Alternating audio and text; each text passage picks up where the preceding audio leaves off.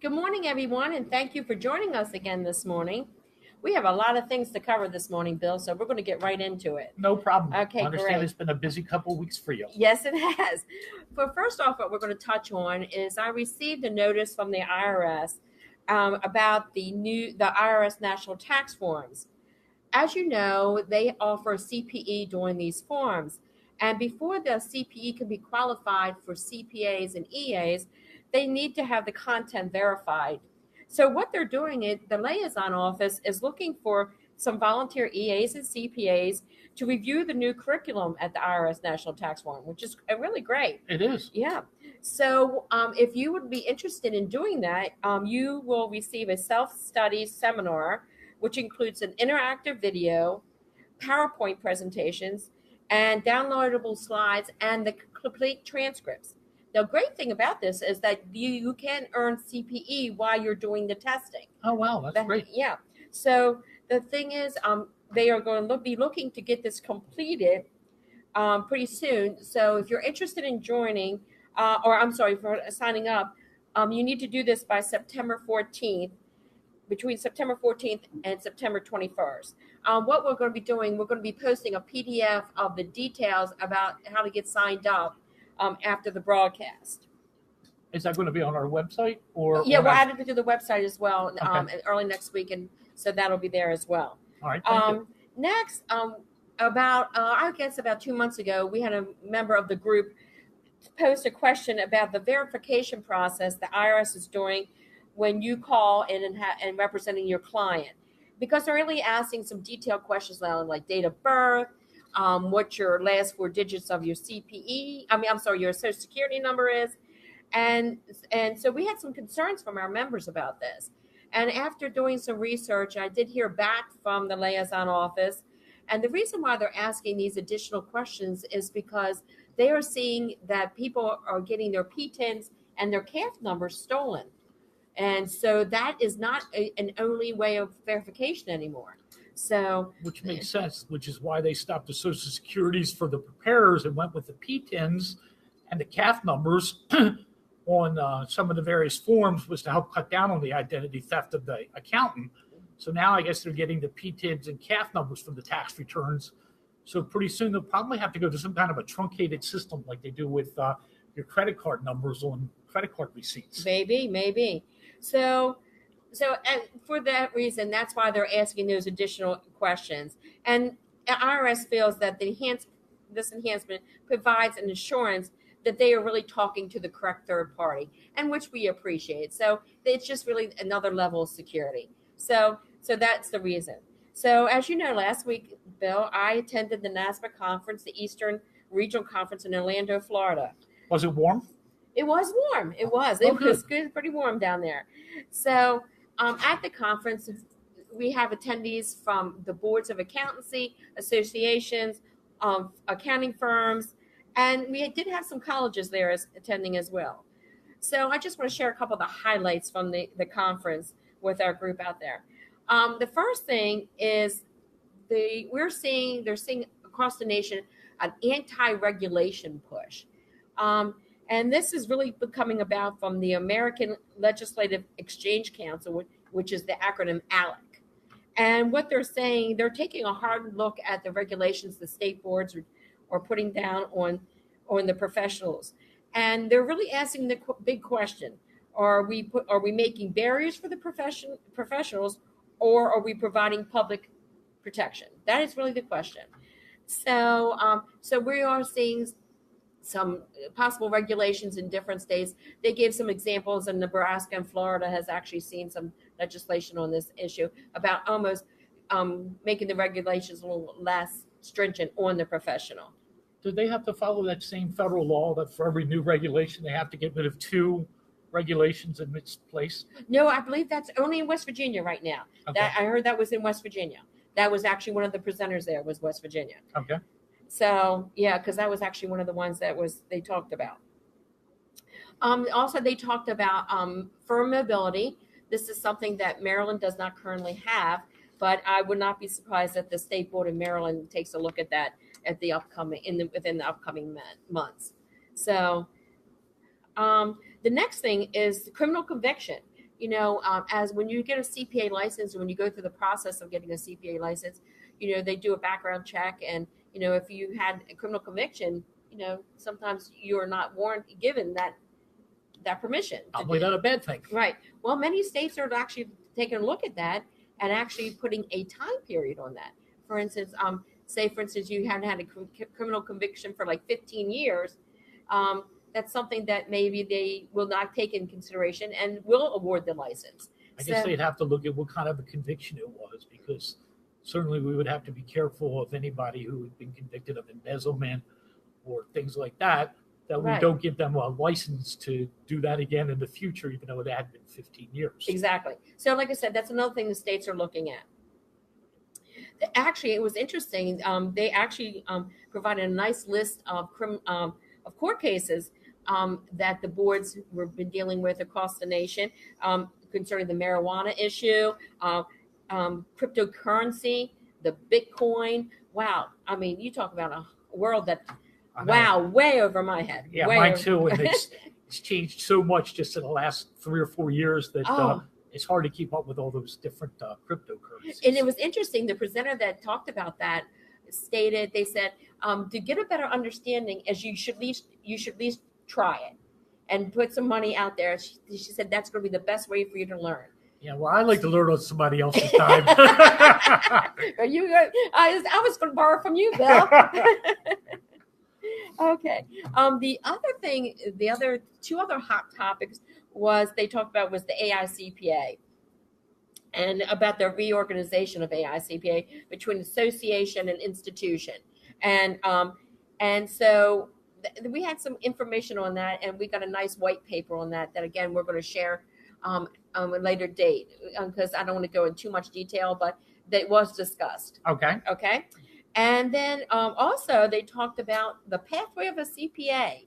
I know what you took when you took in college. You took your core accounting classes and your ethics and so forth. So I mean, a CPA now is a little different than when you were not. Yeah, you're absolutely just a right. little different. They don't. They actually don't have to use that chisel and hammer to do that test. Exactly. Right? We've gotten past the abacus. That's right. There you go. So, so they're actually looking at the course curriculum for the new CPA, and so again, this is just in discussion, and that they are going to be bringing together all the key stockholders on this issue: the firms, academia, other regulators, as well as the boards of accountancy, as well as associations. And this is going to be a topic that they're going to be discussing in multiple times. Not only they're going to do it at the Western Conference, they're going to do it at the AIC NASBA conference. Summit in August, and then the annual meeting of NASBA at the end of I believe that's in October. So again, this is going to be a pretty detailed conversation for everyone. Right. So. Well, I think that's great because, the various states have different rules and things like that. And when Maryland went to the 120, 150 requirement, that additional 30 has never been regulated, so to speak. So if they put more of the tech classes and things like that in that additional 30 hours, at least the person who's sitting for the exam and getting licensed might have more education in those particular areas that they're going to need to have as we move into the future with technology and things like that. So I think that could be a great idea. Very good point. Very good point. And then briefly, they also discussed, that they're looking at some changes in the ethic rules come June 2019. Again, with our social environment, the state boards are dealing with sexual harassment issues and complaints. And then we're also, as I said, there was other associations there that I had a chance to talk with. And talking with them, they were talking about that they are changing or possibly changing the makeup of their association boards, board of directors, and expanding it so that they have some more IT and computer people on their board and not just accounting people, right? Because of the route that the accounting profession's going. Yeah, personally, I think that would be great because then those IT people could also help us accountant bean counter type people with developing continuing education and things like that on the technology side, which our members could take advantage of and get up to speed on what's going on and the latest in artificial intelligence and all that kind of stuff. So I think that could be great. Oh, I agree. So if there's any IT people out there listening this morning, please let us know. We always have a spot on the board for you. Yeah, exactly. Right. Like I said, it was a very great conference for those days. It was jam packed, and I'm glad I had the opportunity to go and represent the society. I'm glad you did too. Okay. Well, with that, how about if I turn it over to you, and you have a couple thoughts you want to share with us this morning? Yeah. As many of you know, I'm finishing up my term as president, and I must say I have certainly enjoyed it.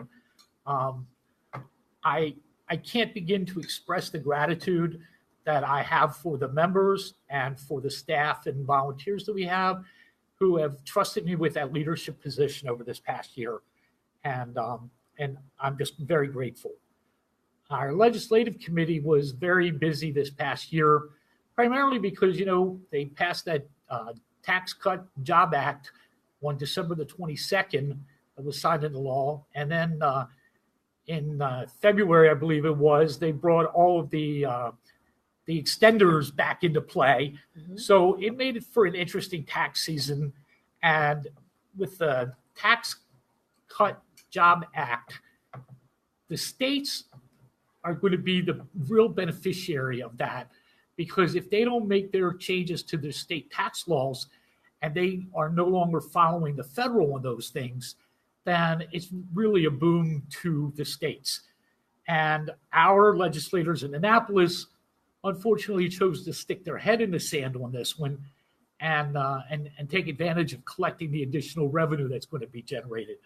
I've been working on some projections for my clients, and it's really one of the things that we now really need to spend a lot more time on when you're doing things for your clients is you got to look at what the state tax effect is, because in a lot of cases, you're better off not following the federal rules and electing out of that to get the advantage of the state tax laws. So you have to look at that on a case-by-case basis. And Bill, just to say that, we just did have a webinar on this Tuesday on this, and in which we had representatives from Frost & Associates teach us. And one of the things, the questions that was asked from the audience was concerning the 529 plan, because there was really no determination on what they're going to do that, because federal had it so that now you can use it for kindergarten to 12th. And so from what I understand, from what they told us, is that apparently the state of Maryland just recently had a meeting, and we might be hearing something on that issue very soon. That would be great, because you'll only get a state tax benefit for the contribution to the 529 plan. You don't get anything on your federal return. Mm-hmm. So it seems kind of weird that the federal government would be stepping in and regulating the 529 plans, when really it seems to me like that's a state law kind of issue. But, who knows? I could be wrong on that one. Yeah. One of the things that I'm happy to report is that last year during our seminar season, we had almost 425 people more attend our seminars than we had in the prior year. And I'm really excited about that, because that shows that our members are concerned with getting it right and attending the classes and things like that so that they can provide their clients with better service. And I'm really glad to hear that. I don't know how many of you read Accounting Today, but they always have the tax fraud blotter in there every week. And I really love reading that, because it's crazy some of the things some of these accountants do. But I have to say, I've been happy not to be reading about people in Maryland doing these things. So hopefully we've had a little bit of piece of action in that one in helping you to avoid the tax fraud thing, because you're coming and taking your ethics and continuing ed with us, and you're learning the right way to do it, not the wrong way. That is good to hear. As we begin our new year for MSATP, one of the things that I wanted to make sure to remind everybody of is that we're a volunteer organization. And every year we have committee members and a lot of volunteers who assist us with the work of the society. And if that's something that you're interested in, I really hope that you will take and consider stepping up and giving the society, 5 or 10 hours a year to work with a committee to help improve the benefits of the society. Because remember, this is our society. We're members of a society.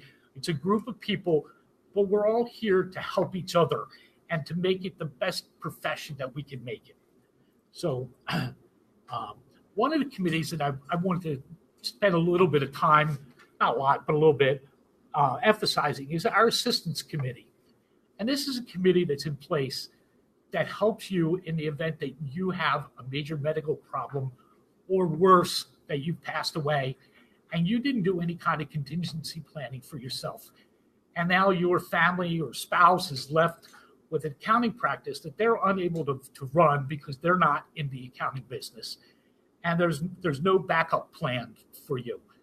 So we have volunteers who try to come in and help your family and your heirs to sell your business so that they get something for all the hard work that you've put into it. And this group is an on-call committee. We might go a year or two without using any services at all, and then all of a sudden, bang, we've got 3 or 4 people who are in need of that assistance. So if volunteering is one of the things that you'd like to do, this would be a great committee to get started working on, because you're not making this formal commitment of time, but when we need you, we'd like for you to be there for us. Bill, I just want to say, and it is one of those great committees within the society. Everyone that has needed the assistance committee has been very thankful that we were there for them.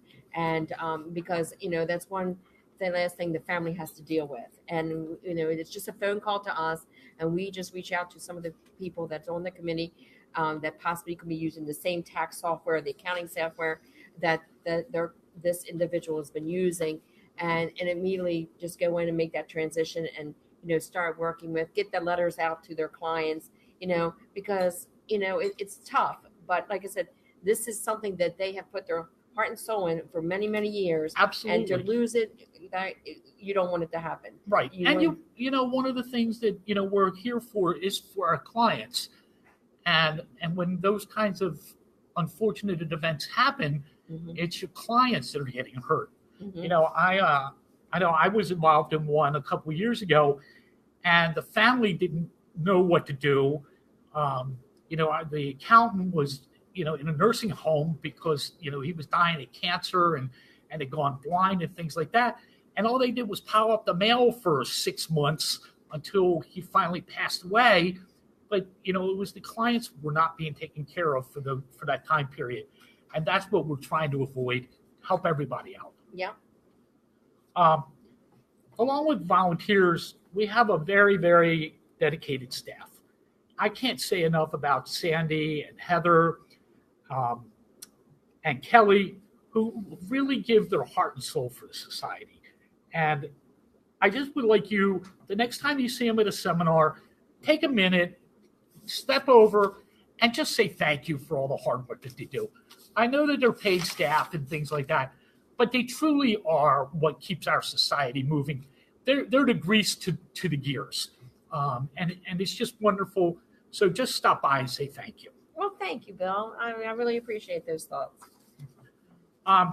Last and certainly not least, I want to thank you, the member. Without your dedication to the society and your support of all that we're doing, we wouldn't be anywhere near what we are. Because we have built our society up to a large membership, that gives us a lot of voice down in Annapolis and things like that. Because when you look at the number of clients and taxpayers that we represent, probably in the state of Maryland, we represent our society through our member accountants, probably represents close to 3 million taxpayers in Maryland. And when you go and you're talking before the legislator and you're telling them that you're representing 3 million taxpayers, they certainly stand up and take notice of you. If we go in there and we say, oh, we're representing, 275, they won't really care, because what's the odds of those 275 even being in their legislative district? So it creates a lot of problems. So as you're out there and you know other accountants in your area, if you know that they're not a member of our society, please, offer them an invitation to join, come to a seminar, bring them to a seminar, because when they join, they're not doing anything that affects your business other than in a positive way, because they just made your voice that much stronger, because we're now bringing their clients into the fold of what we can accomplish. Lastly, one of the things we try our best as a society to look at what your needs are on the education and the legislative side of things. But obviously, we can't know everything about everybody. So if there's a need that you have as a member and you don't see that the society is fulfilling that need, or you think that we could do a better job on something, please reach out to us and let us know. We want to do a good job for you. We want to help you. We want to make you the best accountant that we can make you. But if there's something that's lacking in what we're doing and not meeting your need, please let us know so that we can try to correct that. I can't promise it, but we will do everything that we can. And some of the cases, what people are, our members are looking for are classes that we could hold, even if they're non-credit classes. We're happy to host those classes for you. We can do them as a webinar. We can do something to help make your experience with our society better. So please reach out to us. I once again want to say it's been an absolute pleasure to serve you as your president this past year. I look forward to seeing you all at seminars and just around town and social events and our wine and cheese and things like that. So please always feel free to stop and ask a question. I'm always there. Even though I may not be the president anymore, I know Ellen, and I'm certainly sure I can get her ear to pass along anything that you might want us to know. So thank you very much, and it's been my pleasure. Well, Bill, it's been wonderful working with you. Well, thank you. It has been a real joy. You're a great leader. You guided the society on a great path, and we have seen great changes within the society. One being this Facebook Live program, and and it was all under your leadership. And I just want to express thanks to you. And I'm going to say, probably speaking for the membership, thank you for a job well done. Well, thank you. Thank you. Thank you. So without further ado, we're going to slide over and we're going to have Rich Godfrey slide in here. And Mr. Rich, who is one of our board members, actually has a nice idea of putting together a budget advisory group in the Montgomery County area. So he's going to talk a little bit about that this morning, about this advisory group, and hopefully it'll happen. So Rich, good morning. Thank you. Good morning. I'd like to thank everyone for this opportunity to be able to speak for a couple of minutes on Montgomery County's budget. I'm sure, except for people like myself who really watch it, you probably have no idea what's going on in Montgomery County's budget. But before I say that, I would like to say thank you, Bill. I'm actually a second vice president on the board here, and Bill's done a wonderful job as leading our society into the next, into the future where we need to be, and it's just going to continue to get better with Ellen and Bill and myself and Bob Medberry. So, right, and you're right. You're coming up the ranks too, so don't forget about you. So anyway, you probably know, but today's the first day for early voting through June 14th through 21st, and the actual day for election is June 26th. I'm a candidate for Montgomery County Council at large, so I cover the area from Clarksburg to Tacoma Park. And as I've been campaigning for the last year, it's been over a year, I've noticed some things about the Montgomery County budget. So there are three things that I want to talk about, which relate to my outreach, that if I do get elected, I would like to form, as Sandy said, is the Budget Advisory Committee. And that's going to be a committee of CPAs and people who are interested in finance or have experience in budgets to help the county government kind of get out of the pattern they've been in for the last couple of years. The first issue on the county budget is that we've had a deficit. First of all, the total budget is about $5.6 billion. Mm-hmm. And we've had a deficit in last fiscal year in 18 of $120 million. And this year's in fiscal year 19, they've actually have forecasted and planned for $180 million deficit. And then for the following year, the next year, they've actually been grown to $200 million. So I would like to see us balance our budget so we don't have this deficit. We have three large cities in the county. One is the city of Rockville, one is Gaithersburg, and the other large city is Tacoma Park. Now, what's interesting about our large cities is that for some reason, their directors of finance kind of get it. In the city of Rockville, they have every year $4 million surplus every year. And that $4 million surplus goes to fund CIP projects. City of Gaithersburg has something what's called PAYGO. Unless you got your money in the wallet, they don't go into debt. and they can pay for projects. Thanks. And Tacoma Park is a small enough city, only about $32 million, and they're fine also. So I'd like to bring in those three directors of finance into this budget advisory committee, so that together with the members of MSATP and other professionals, we can look at this deficit and ensure that we can actually have that our expenditures are in line with our revenues. But that'd be great. I wonder if we could, other counties can be doing this as well. I mean, a possibility. I mean, are you seeing other counties working in the deficit like Montgomery County? Not the smaller ones, like maybe like a Frederick or a Howard. Mm-hmm. I just focused on the three largest cities. Okay. Yeah. Right. Okay. The second thing is we have a debt service amount of $500,000, and if our debt service was actually a department in the county government, it'd be the third largest department, more than our transportation budget, our environment budget, our recreation budget, our library budget. And so we really need to, one of the tasks on this committee is to whittle down that debt a little bit at a time every year until we've been able to zero out our debt service, so that we can take that $500,000 and do things that other candidates have been saying they wanted to do, where they want to put the money. But we can't right now because we're servicing that debt. What's interesting, when the previous council talks about why we have a deficit, it's very interesting, because one of the things they do is they use kind of like a gimmicks or tricks. So they proposed staff people who they really don't want to hire, mm-hmm. Which shores up your expenses. And so then when it becomes a deficit, instead of either looking at the services to see if our property tax dollars are being spent wisely and efficiently and effectively, they just said, you know something, we didn't need that administrative assistant 3 position. We'll just eliminate it. When in the beginning, when they put it in the budget, it was already, they didn't need it, so it was really eliminated anyway. So that's kind of like a gimmick and a trick that we really need to kind of stop doing. So those are 3 things. And like I said, if I do get elected, I really want to reach out to our experts, to the members. Well, I mean, I think this is a great initiative, and I think it should be something that should be looked at, even no matter if you're running or not. Yeah, right. I think this is a positive thing, and an initiative that it seems like it has the value, and I think it should move forward. And that would be a good thing. And even if you could spearhead that, no matter what position you're in, right. I think that would be awesome. So.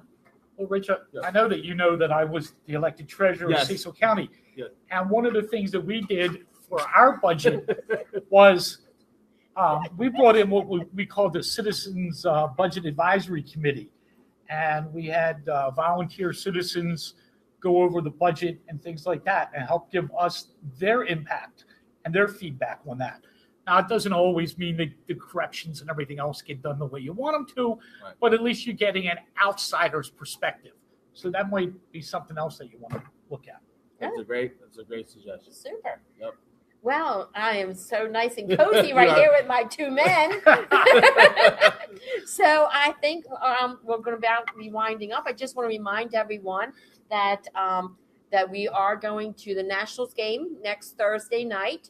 And so we still have tickets available. And so we come see the Nationals and the O's play. And I know the O's are pretty much out of the picture right now, but right. Nationals are but not for long. But not for long. Yeah, those will come back. They're going to come back. Okay. And then the other thing is we still have the Estates and Trust Seminar available for next week, which is a member appreciation event, which is 8 hours of continuing education for $140. And that's in the Towson area. So if you haven't signed up for that, I think we have about 13 spots left. So if you haven't signed up, you want to take advantage of that very quickly. And I believe that's our last education class until after the summer. That's right, the fall. Mm-hmm. So again, yep. So how could you possibly miss the last class? I mean, it's one of those things, it's like going to school. You have to go to the last day. Yeah, you have to go to the last day. Hurry up and sign up. Also, as a reminder, if they want to join the committee, we're putting Richard's contact information. Oh, okay. Yeah. So yes. Yes, if you like to join the advisory committee, you can put that on the Facebook. Yeah, great. It's you can email me, Rich Scott 3@verizon.net. Or you just go to my website, votegottfried, GOTTFRIED.com. So for those who will be tuning in next week, we have a great guest. Not that we always don't have a great guest, but next week we're having Steve Deming from Microsoft, and he's going to be talking about some changes in the Microsoft and some tips and tricks. Say that a few times. Absolutely. And so we're having them. And as our corporate sponsor will be Payroll Services will be here as well and doing their presentation on the payroll program. And Steve Deming has been one of our partners with the Solo and Small Firm Conference for years and been there, instructing us and talking to us about all the changes at Microsoft each year. So I've heard him speak several times. It's a great presentation.